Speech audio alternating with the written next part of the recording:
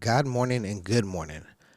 Welcome to another episode of Talking Cancer, My Journey, My Way. I'm your host, Luis Lopez. Thank you for tuning in. Once again, like every morning, thank God for the wake up. Thank God for the wake up. Thank God for the wake up. Welcome. Well, first of all, thank you for tuning in. Yesterday we had a special guest on our show, Chris Big Dog Davis, and we tapped in a little bit to Hodgkins and his journey. That was an exciting episode for me, especially dealing with a Grammy nominated producer, mega producer. So that was definitely um, great. I mean, the experience as well. I mean, me being uh, fairly new to the podcast scene. I mean, I do have a few, uh, well, not a few hundred, but over 100 episodes now under my belt, and I just I'm tending to get more comfortable behind the microphone. So, um, but this is just about the journey, your journey, my journey, our way. So, um, thank you for tuning into that particular special episode as we continue to, you know, work on and book more. So, with that being said, Friday was my doctor's appointment. Friday, I had a doctor's appointment to read results and things of that nature. And when I went with ammo. Yeah, I went with ammo. Just to be. I want all the cards on the table to to figure out what's best for me. So for those who are tuning in for the first time today, to see what this show is about, I have stage 4 metastatic colorectal cancer. It is now in my liver, my lymph nodes, and some suspicious nodules are in my lungs as well. So, fast forward to Friday. I had some MRIs done earlier in the week, blood work, so on and so forth. Um, and during the week, I had become a little anxious. I had become just, you know, I don't know. I think it's just every time I have to do blood work, because I'm nervous about what's happening. And I think that's just a natural human reaction. Some people may not admit it, but I get anxious. Is it getting bigger? What's going on? You know what I mean? Hey, I don't know. So here I am. It's Friday, and I mean, after I get a sneak peek at the results anyway. So now my brain is going crazy because I'm looking at this stuff. What does all this mean? I'm looking stuff up. Oh my goodness, it's growing. Da da da.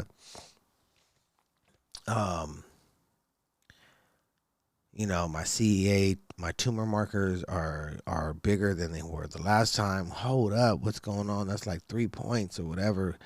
Um, so it went from like a 4 something to like a 7.2 or whatever. Um, so here I am. It's Friday, and I'm at the doctor's office, and um, we just start talking. Hey, Lewis, how's it going? Where you at? What have you been doing? How do you feel? So on and so forth. So I let him know, like, man, honestly, I know besides this little anxiety that I've been having the past few days because of the test, I said, actually, I feel really good. I haven't been having any pain. I feel great. I'm working fine. I'm on a plant-based diet. Yada yada yada. So then we get into talking about the results, and I'm talking to the doctor, and I'm telling him. He was like, first of all, he was like, I want to tell you that your test results looked great. He was like, looking at everything, your liver, your CEA, looking at your CT, your MRI. Yes, your um, things have grown, but he was like, the way they have grown is very, very minimal, extremely minimal. He was like, so whatever you're doing, keep doing them.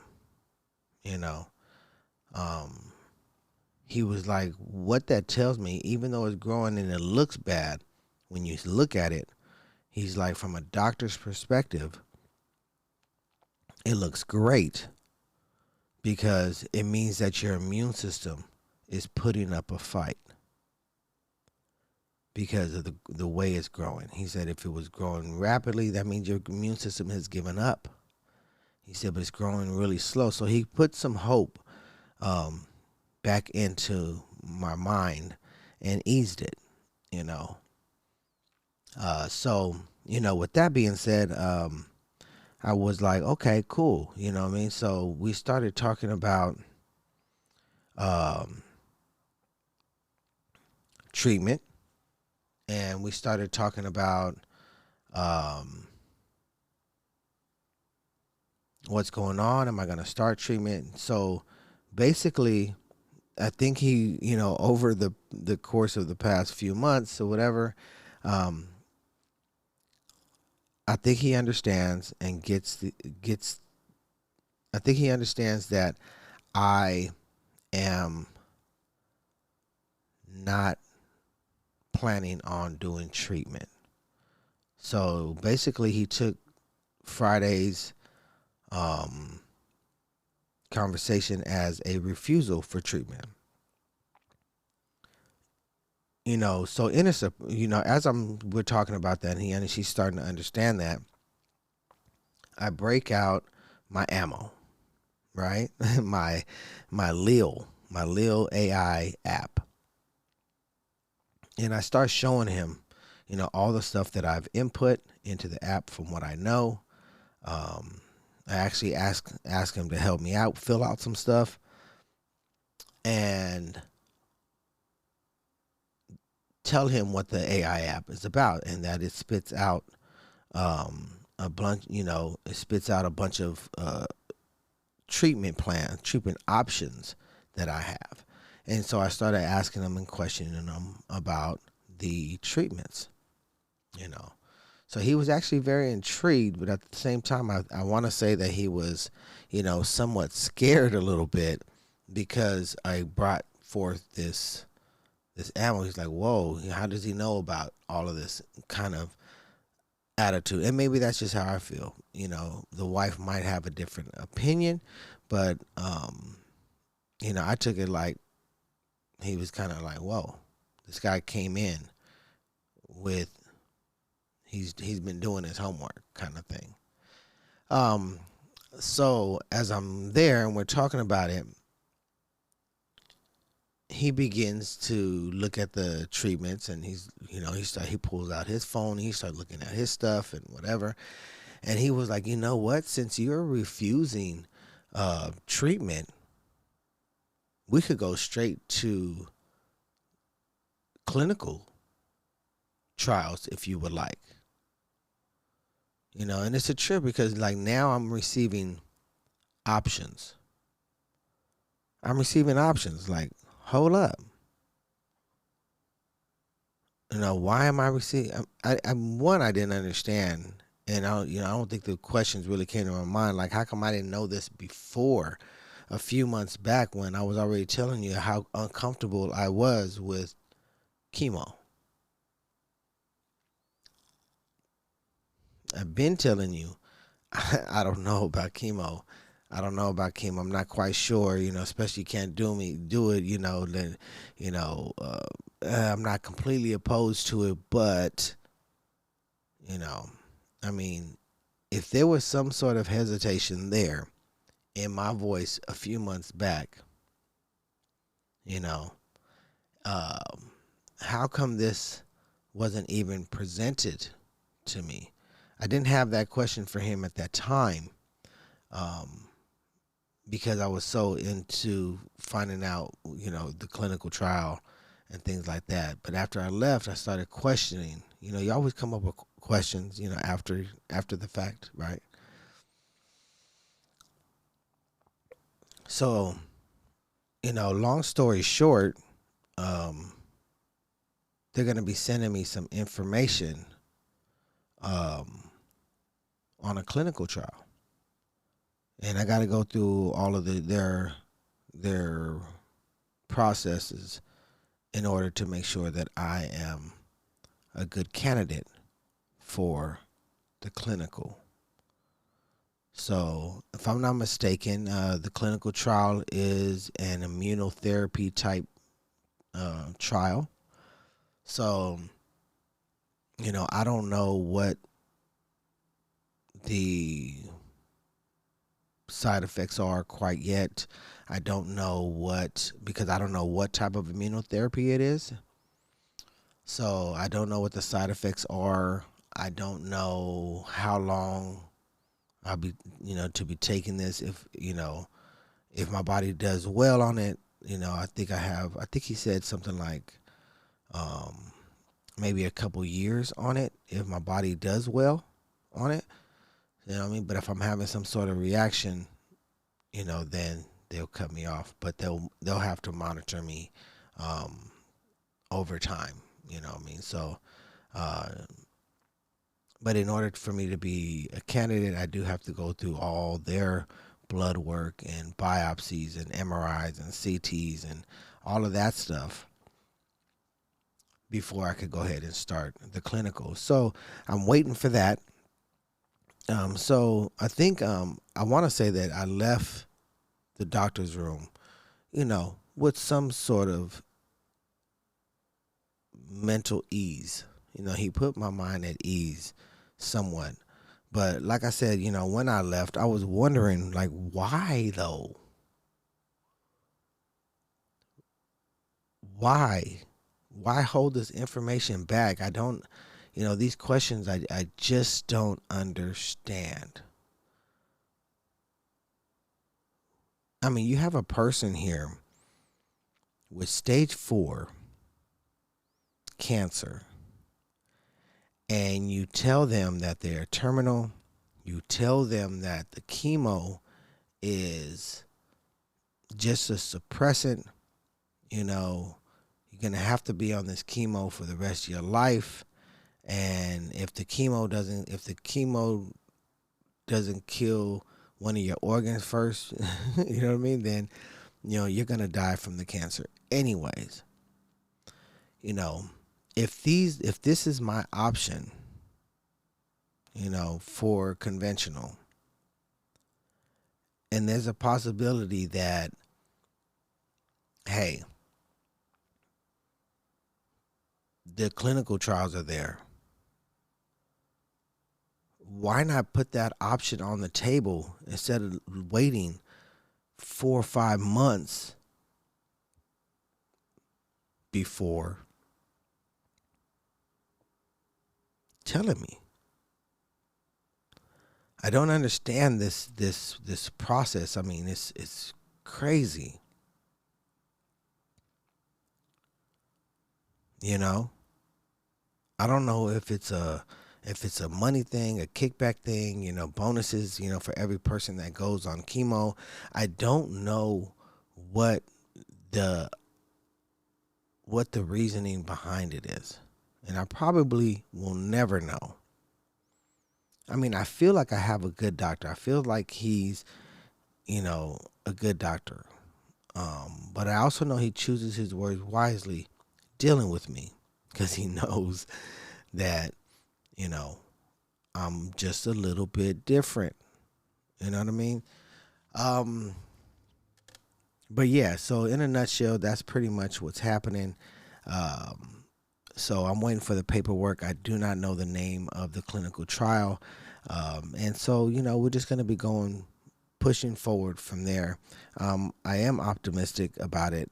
I do feel better knowing that, the things that I've been doing have been building my immune system, allowing it to fight, giving it some some good stuff. I'm feeding my body some good stuff, so my body wishes to fight.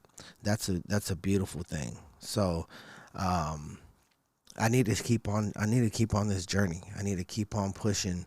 I need to keep on just doing what I do, and trying to make my cells better. You know, try to make my cells better. I think that's huge, and keep my mind fresh, keep my mind strong, and keep it in a good place.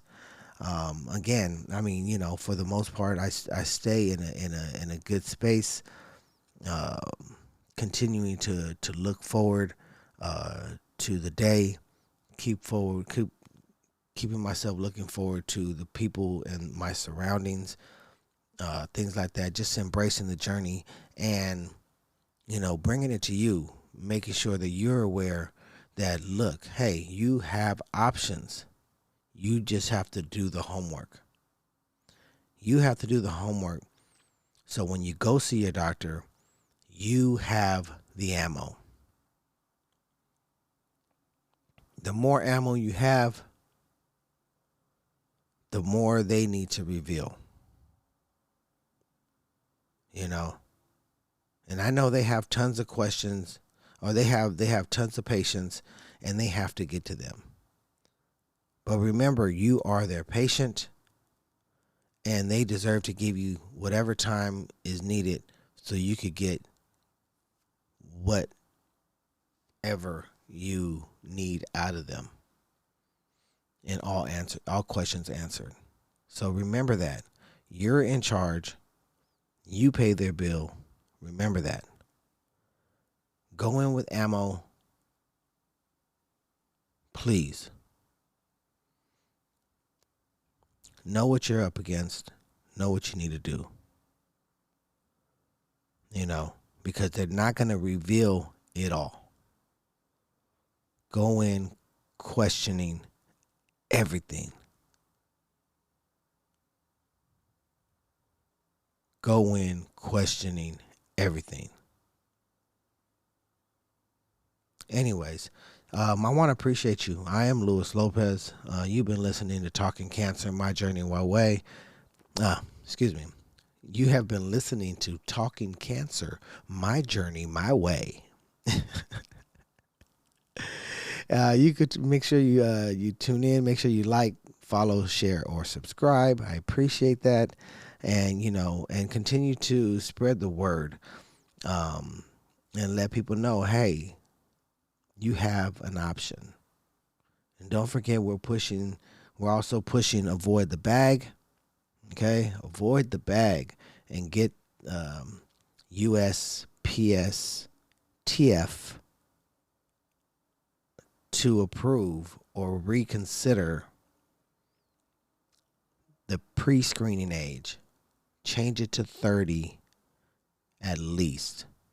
I want to say 20, but I feel like I'm pushing the line. I think 30 is a reasonable number to get it going, and stop colon cancer in its tracks. Again, don't forget, hey, we got Susan G. Komen run walk coming up November 5th. I actually have one of my friends are going to be at the walk, Chrissy's Village. So shout out to them, and Chrissy's Village as she continues to, fight her battle with breast cancer. Also, coming up, just a few months away, we have the colon cancer walk, run walk, which is on March 9th, held by C4, which stands for the California Colorectal Cancer Coalition.